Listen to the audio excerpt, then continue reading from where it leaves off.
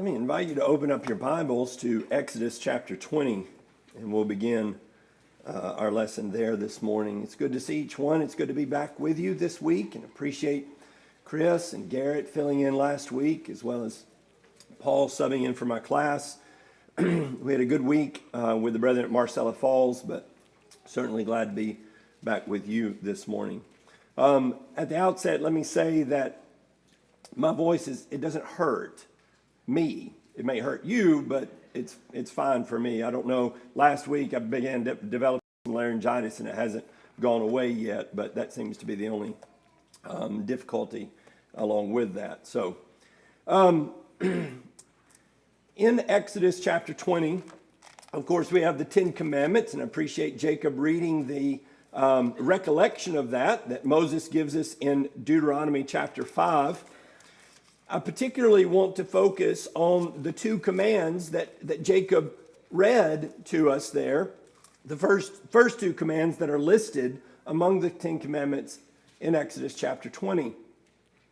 Larson Plyler was teaching a class towards the end of the year that I was able to listen to, in which he made some observations about particularly the first command and somewhat about the second command, and some connections that got my mind to stirring about those things. And I've been working on those thoughts for a few months now, and I just want to share some observations about these commands that I think help us to appreciate the importance of the Ten Commandments as a whole, but particularly these first two commandments.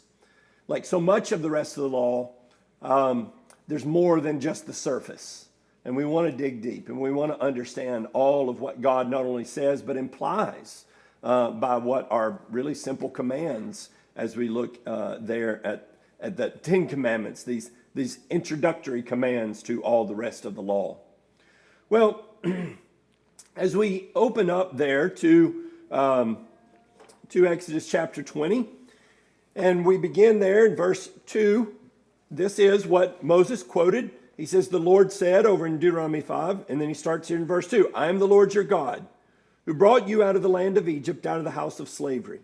You shall have no other gods before me. You shall not make for yourselves an idol, or graven image," most of your translations will say, "or any likeness of what is in heaven above, or on the earth beneath, or in the water under the earth. You shall not worship them or serve them.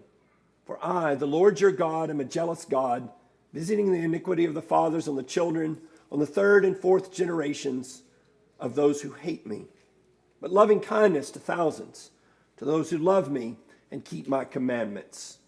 I want to think about a couple of elements of the first commandment, and then add an element of the second commandment that I think is sort of a addendum or addition to that first commandment.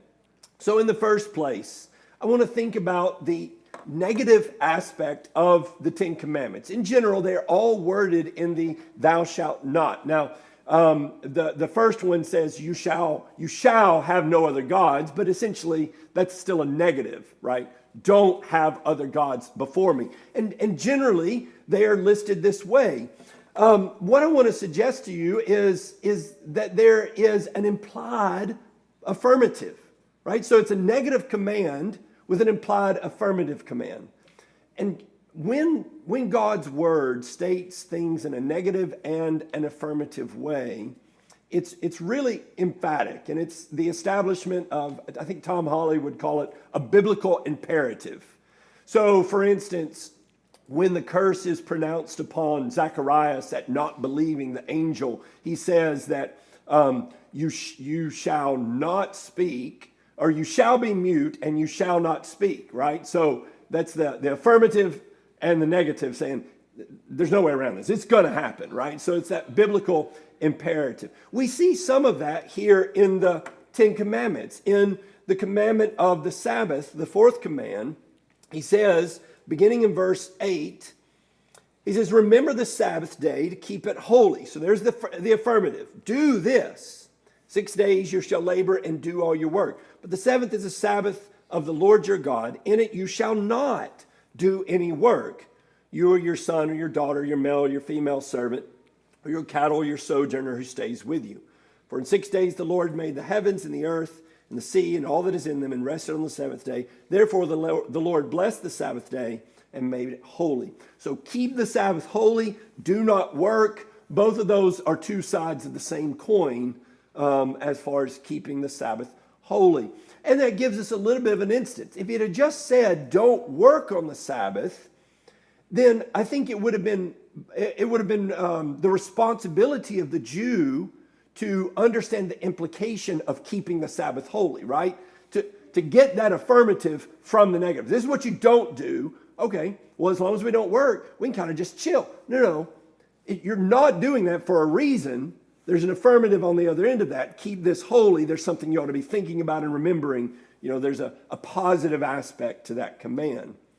When we look to the New Testament in particular, I think Jesus implies this, and Paul states it explicitly, that there was an implicit affirmative in all of the negative commands towards our neighbors. In Romans chapter 13 and verse 8, owe nothing to anyone except to love one another. For he who loves his neighbor has fulfilled the law. For this, you shall not commit adultery, you shall not murder, you shall not steal, you shall not covet. If there's any other commandment, it is summed up in this saying, you shall love your neighbor as yourself. So the Jews would have taken those negative, many Jews, the Pharisees in particular, would have taken those negative commandments and stopped there. If I'm not murdering my brother, I have satisfied this command. And what Paul is saying, no, there's an affirmative implication to all of those commands, that you actually have a positive interaction, an affirmative affection for your brother. So it's not enough to simply not do what God said don't do. Now think about this in terms of people talking about checklist Christianity and somehow thinking that the New Testament is different than the Old. The Old Testament just listed out laws. Yes, but laws with implications, right? So the intention was never that the Jew would walk away from the Ten Commandments believing that if they had gone through the bare minimum of never murdering or stealing from their neighbor, that they were pretty good people. The intention was that they would, that's a starting point, it's a bare minimum, but that there's building to do on top of that, right? Let's start with do no harm. It's a good rule of thumb in our relationships. Start with do no harm. But now there are things, there are responsibilities. And then the next few chapters of Exodus, that's exactly what it would begin to lay out. Here are your responsibilities to your servants, to your neighbors, to even your enemy. Here's how you ought to treat them.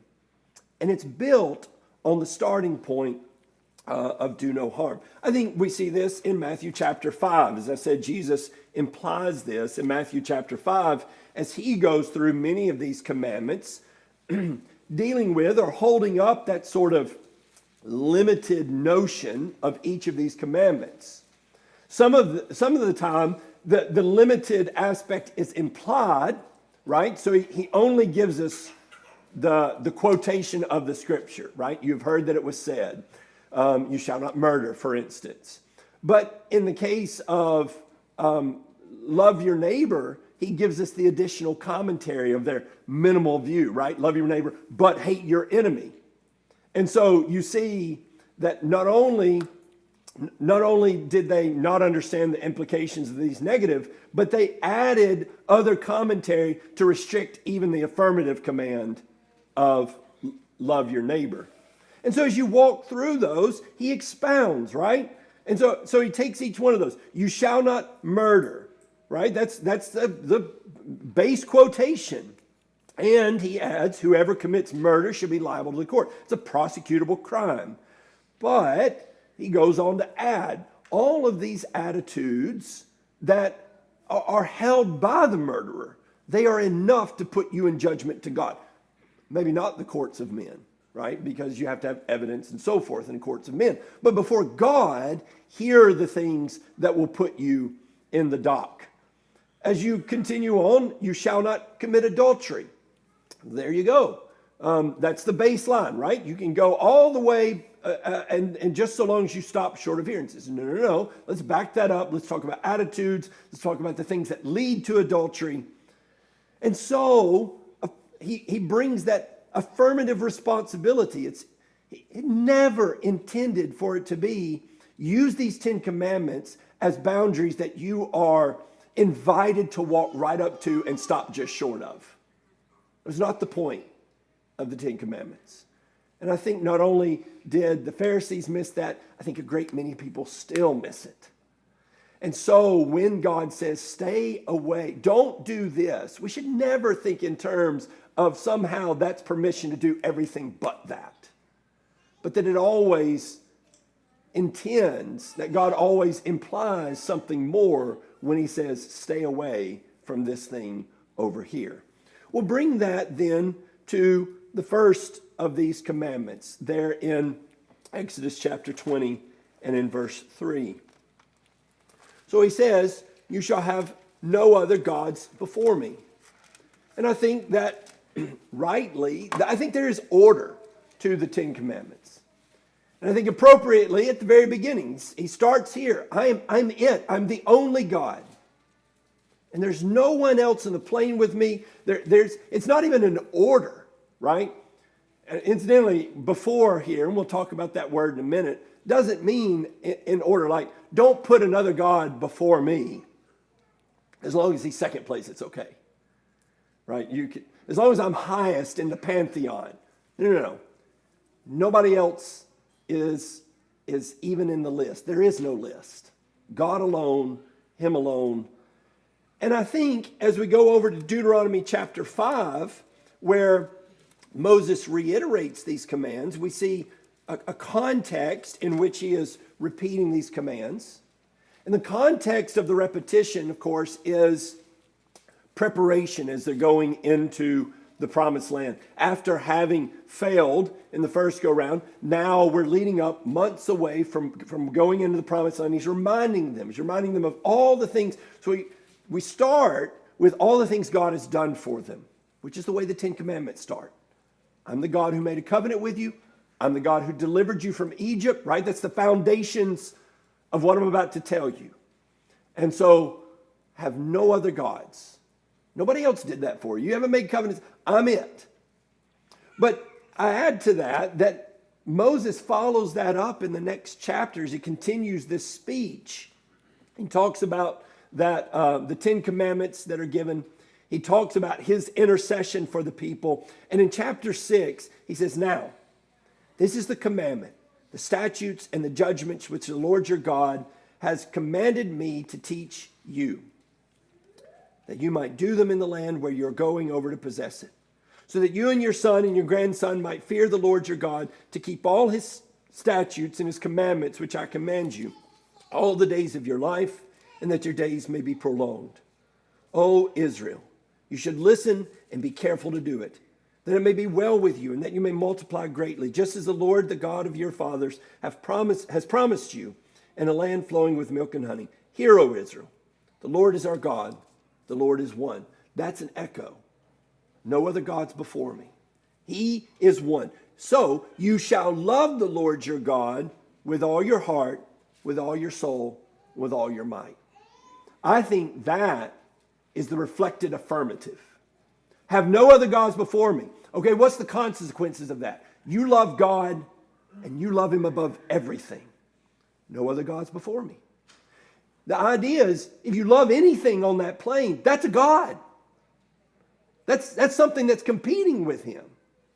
But nobody stands with God. You love him with everything, and everything else falls below that. And so, as Paul refers to the second half of the 10 commandments and those negative commands as implying the affirmative, love your neighbor, I think we could say the same thing about the first commands. Right here, negative commands, what do they imply? Love God. And then, of course, love your neighbor. And everything flows out from here. And in this way, I think the 10 commandments do provide a foundation for everything else in the law. Everything God would say, there's some reflection of the 10 commandment in whatever he's telling us to do.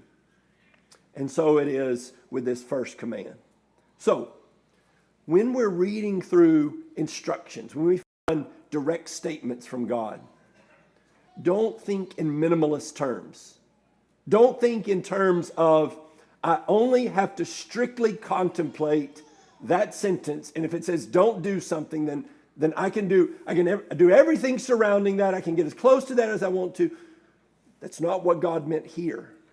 We see that that's not what he meant here. And I think in general, that's not the way God communicates to us.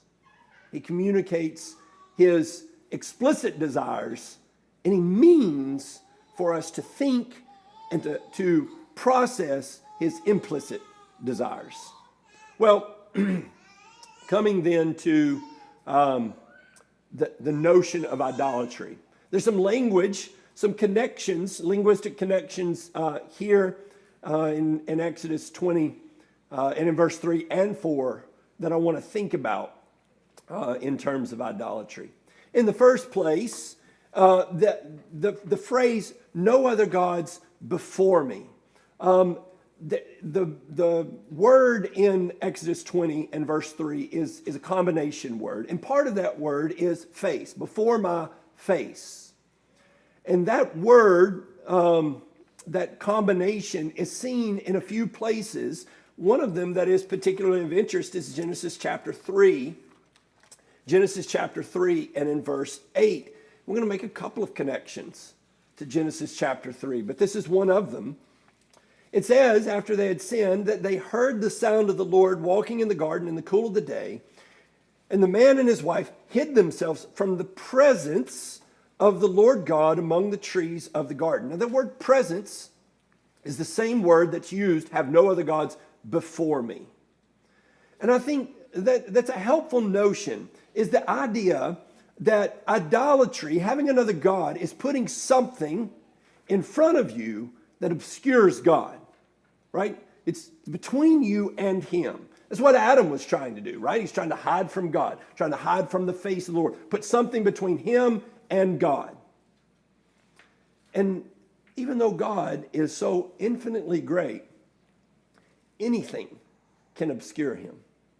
You know, when you ever were a kid, do you remember discovering how small things can obscure great things? If you hold something close enough to your eye, you can block everything out. Even a tiny little thing, right? You could hold a coin up to your eye and block out the whole world. It's like discovering perspective. That idea of putting something between us and God, it can be such a small thing. And the closer we bring it in, the more it obscures him. And what we are instructed to do is the very opposite. Put God before us, put ourselves before his face and him before our face in such a way everything else is obscured. Everything else blurs. Think about it like a camera focusing. And we bring God into such focus that everything else loses focus to some degree. So I think idolatry, at least to some extent, in some way, is part of the first sin. That Adam and Eve put something else before them, put something between themselves and God. It's certainly part of the first sin of Israel. So after these 10 commandments are given, just a few chapters later, over in Exodus chapter 32,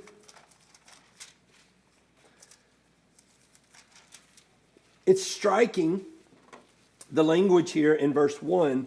When the people saw that Moses delayed to come down from the mountain, the people assembled about Aaron and said to him, "Come, make us a god who will go before us." Not only do they break the first command, they literally use the words of the first command. God says, have no other gods before us, before me rather. And they say, make a god before us. What an insult. To use the very words that God had spoken and not just break the command, but break it so energetically. It is interesting, and we'll consider this more in just a minute, that they tried to, I think, dull the gravity of what they were doing by still assigning the characteristics of God, to this graven image. But nevertheless, it says, make us a God, and make one that will go before us, before our face. That idea, though, of putting a God before our face, and this goes back to Genesis chapter 3, it's always been a problem of the heart. Sometimes we think that the concept of idolatry of the heart, making something of greater importance in our hearts than God, is kind of a New Testament concept. In the Old Testament, it's all literal. And in the New Testament, it kind of begins to become more figurative. Let me just say, it's just as literal in the New Testament. People are still bowing down before literal idols in the New Testament with just as much frequency. But it's always been the issue of putting those idols in our hearts. In Ezekiel chapter 14,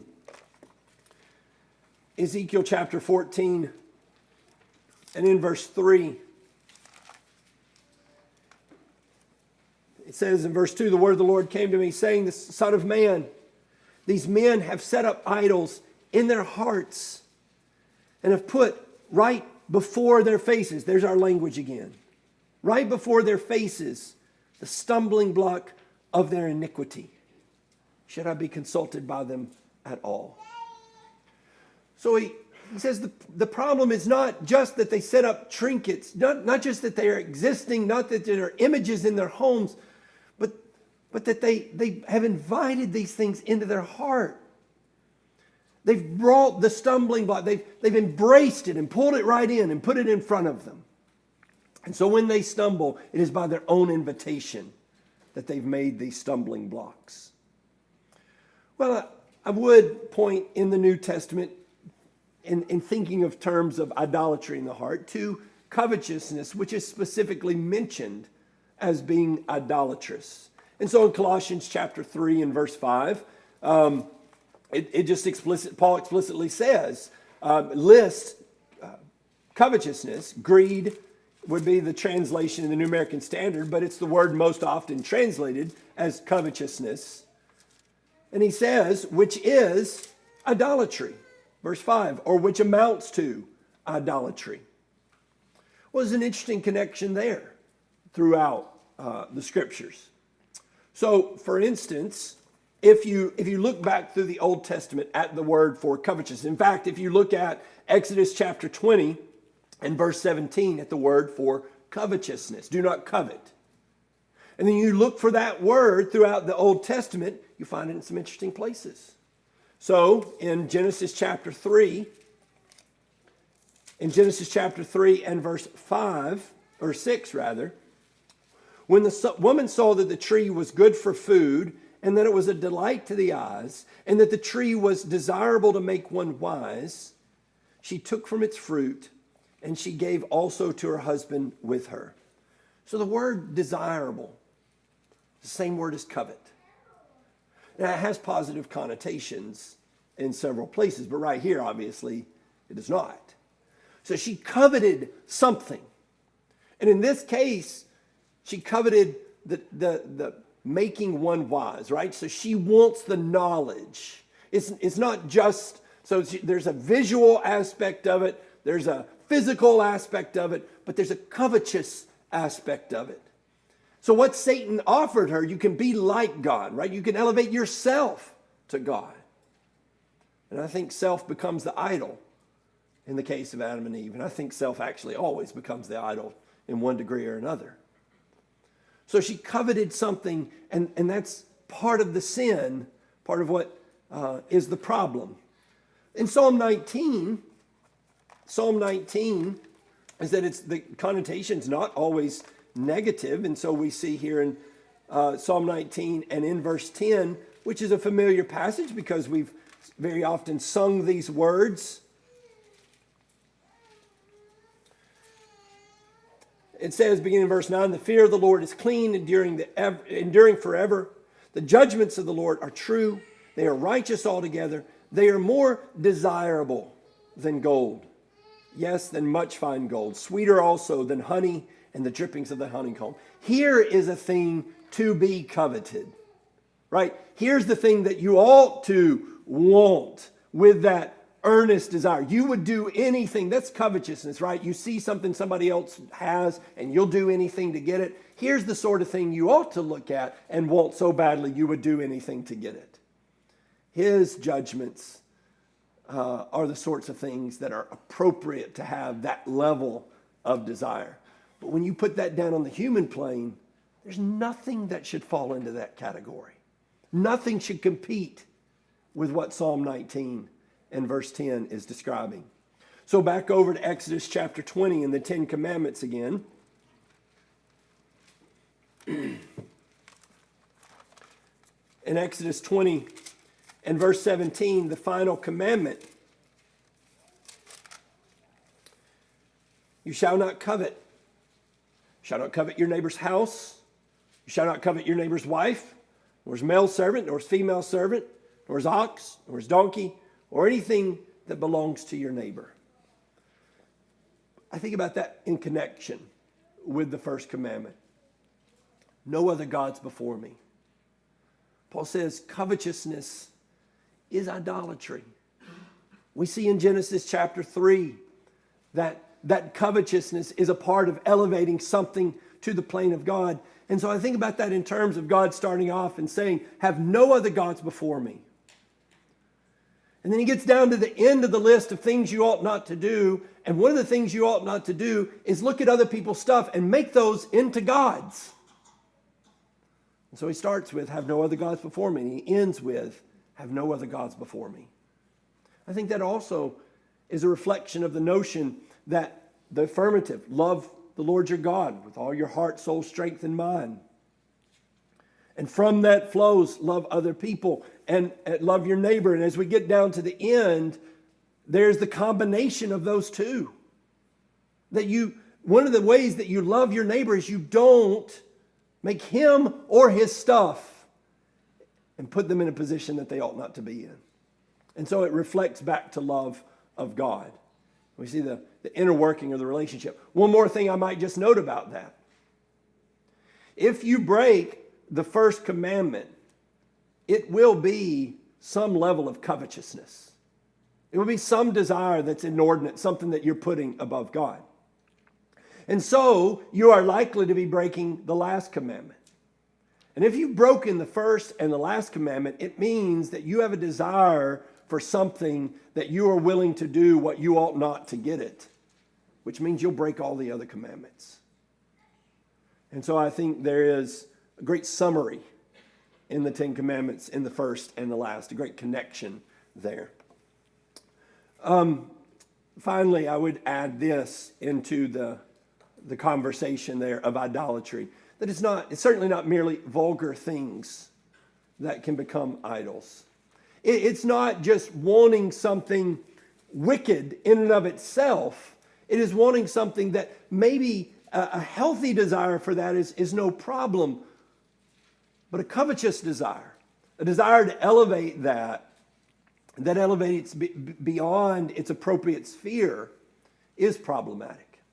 In Luke chapter 14 and verse 26, of course, we're familiar with Jesus' words about the family, which of course is a wholesome and appropriate relationship, and even an appropriate desire to have relationship. And yet, Jesus says, if anyone comes to me and does not hate his own father and mother and wife and children and brothers and sisters, yes, and even his own life, he cannot be my disciple. I was noting, I read a commentary that noted the inclusion of each and there.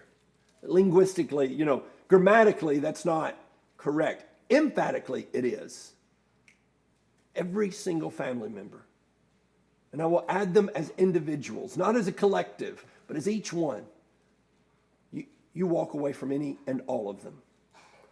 And that is a reflection on God's instruction of idolatry in particular. In Deuteronomy chapter 13, Deuteronomy chapter 13 and verse 6.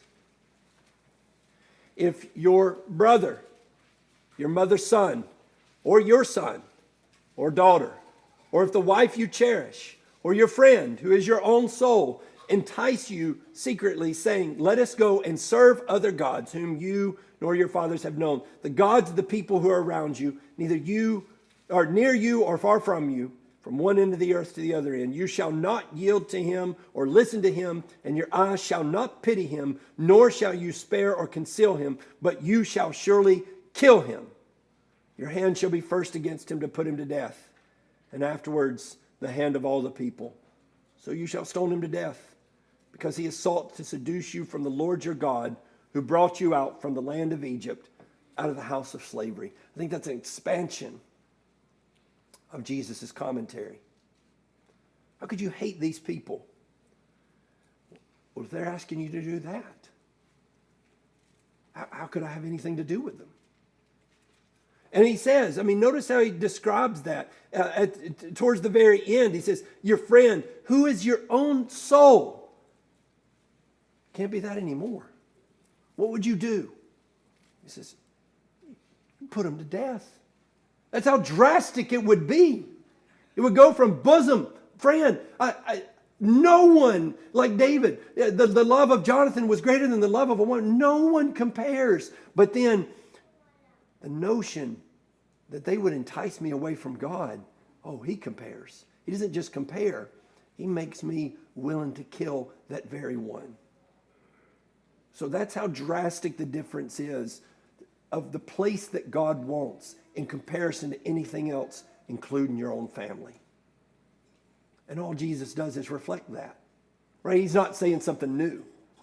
He's repeating themes that are very old. And particularly themes that have to do with specifically calling to worship something else, to put something in a higher place. And let me just say, one of the idols that family will call us to worship is family itself. Nothing's more important than family. I don't know how many times I've heard that. And God says, well, one thing is me. And so whatever it is, there may be any number of things. I think that the Pharisees made idols out of laws. How could you make an idol out of a law? You could elevate it so much that instead of looking at God and letting the law be a reflection of Him, seeing the laws as reflections of His character, you look at the rule in and of itself and you elevate it. And God fades into the background. And what happens is because you make an image and an idol out of the law that you say you so desperately want to follow, they end up perverting the very thing that they seem to want to worship. And they end up not following God at all. They end up not honoring the rule. Because God Himself comes before the law. And if they had honored Him and put Him into the position that He ought to be in, first of all, they would have recognized Jesus. Because they would have been looking so intently at God that they would have recognized Him when they came. But second of all, when God set aside the law, would not have been a problem. Because that's not my idol. God's my idol. God is the one that I worship. And so everything pales by comparison. In 1 Corinthians chapter 7 and verse 29, as Paul is talking about marriage and difficulties of marriage in difficult circumstances, he's advising them about that, about away from marriage, potentially. But he says, if you do get married, even those who are married, he says, this I say, brethren, the time has been shortened so that from now on those who have wives should be as though they had none.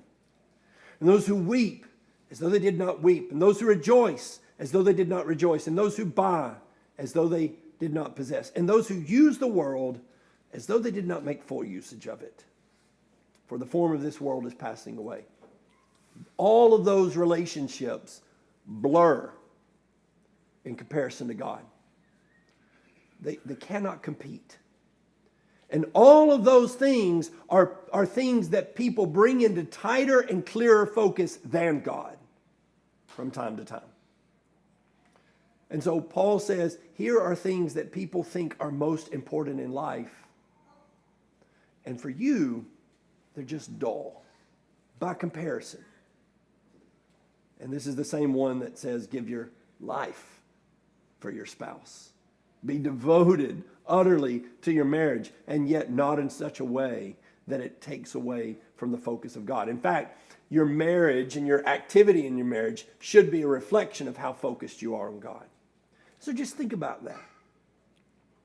What are you most passionate about? What can you visualize and think of and contemplate with the most vivid focus? And if it is not God, then there is danger that may be an idol for you. God ought to be more tightly in our focus than everything. Well, then finally, moving to the second command, some more connections here. The first command restricts who we can worship. No other gods before me. The second command, I think, restricts how we worship. So I am the only one who ought to be worshiped, and I will not be worshiped in this way. It's another negative. Do not propose to worship me or anything else in this way. But worship me, and worship me in a particular way. This really gets to the heart of what they broke in Exodus chapter 32.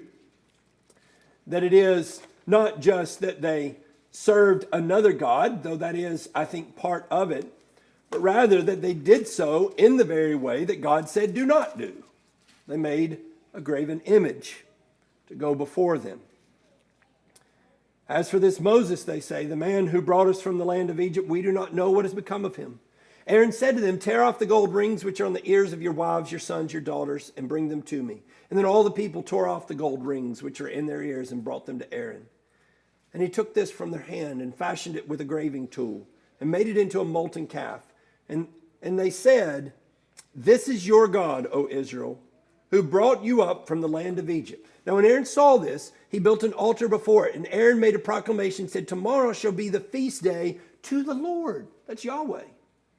Right? He uses God's name. So the next day they rose early and offered burnt offerings and brought peace offerings. And the people sat down to eat and to drink and rose up to play. So here, the issue is not that they entirely abandoned any notion of Yahweh, any notion of their deliverance from Egypt. Particularly Aaron wants to maintain that connection at least. And so we see, I'm still worshiping the right God. Yeah, but in the very opposite of what he said. He said, don't do it this way. And again, I believe there's an affirmative. There is a way to worship God. And of course, we can make some applications, but I want to think particularly about that word image. Don't make a graven image. The American Standard will say idol. And that really is what it's talking about. It's talking about a carved image for the purpose of worship. That's the way it's used every time in Scripture. He also says, don't make anything in the likeness. Don't make an image. Don't make anything in the likeness of things in heaven or things below. Over in Genesis chapter 1 in verse 26, we have the words image and likeness. Now the word image is not the same here, but its concept is, right? It's still the idea of something that represents something else. It's not an idol per se, but it is something that is a reflection, is an image that reflects something else. And then we have the word likeness here as well. And these two words are not found frequently. They're found again in Genesis chapter 5. And then as far as the two English words, they're found in Exodus chapter 20 and verse 4, as well as a couple of other references to that very command in the book of Deuteronomy. But it says in Genesis 1 and verse 26, let us make man in our image, according to our likeness. And let them rule over the fish of the sea and over the birds of the sky and over the cattle and over all the earth and over every creeping thing that creeps on the earth. That idea of us being in God's image and likeness. And then God using those words, don't make an image, don't make a likeness of me or anything else. I think that there is something to note there. I think Paul sort of makes some observations using that concept, using that word image. Over in Romans chapter 1 and verse 22, speaking of using that word referring to idolatry, it says in verse 22, professing to be wise, they became fools and exchanged the glory of the incorruptible God for an image in the form of corruptible man and of birds and four-footed animals and crawling creatures. So instead of looking towards God, they made images of people and of animals, and they bowed down and they worshiped those, and he shows the foolishness, the grand foolishness of that exchange. But he uses that same word, image, same Greek word, over in Romans chapter 8 and verse 29. For those whom he foreknew, he also predestined to become conformed to the image of his Son, so that he would be the firstborn among many brethren. The idea that you can make an image or you can be an image. And perhaps the negative command, don't make images, is coupled with the affirmative, you are the image. And there's a real laziness, I think, that can be found in people wanting to create an image external to themselves and say, look, that's a representation of God over there. No. You're supposed to be the representation of God. You want to offload that duty over there to something that you carved? Yeah, that's pretty easy. Somebody says, who is God? Look here. There's a statue. It's a lot harder to say, who is God? Look here. Paul is willing to take on that responsibility so that he says to the Corinthians, imitate me as I imitate Christ. He's willing to take on the responsibility of being the image that invites people to worship the thing he's imaging. That's how we show God and reflect God. Jesus, of course, is the perfect fulfillment of this command, as he is the perfect fulfillment of every command. That he comes and does not create an image. He comes and is the very image of God. Colossians chapter 1. In Colossians chapter 1 and verse 15, he is the image of the invisible God, the firstborn of all creation. And then 2 Corinthians chapter 4 and verse 4, in whose case the God of this world has blinded the minds of the unbelieving so that they might not see the light of the gospel, the glory of Christ, who is the image of God. I think people elevate lots of things to the status of God. I think people still make images and point to those things as representations of God. They do it with people. They do it with causes. They do it with governments and leaders of governments. And they point, maybe not explicitly saying, but implying, here is our deliverer. And God says, none of that is true. Don't point somewhere else. I'm it.